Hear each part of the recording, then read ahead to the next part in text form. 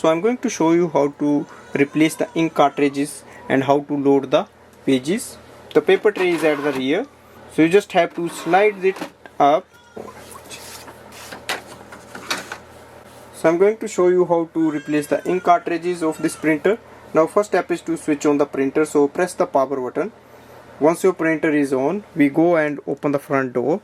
So there are two doors here. So this is the front door. As you can see, you can open it like this, and there is another door behind it, so you just push it, it will open as well.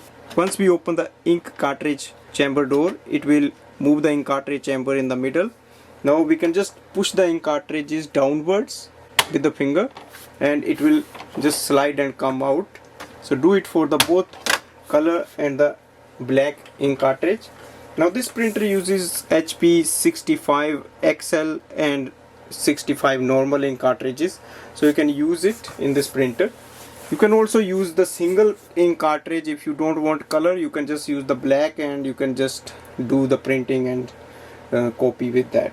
Or if you just want, you can only use the color ink cartridge, and that will work as well.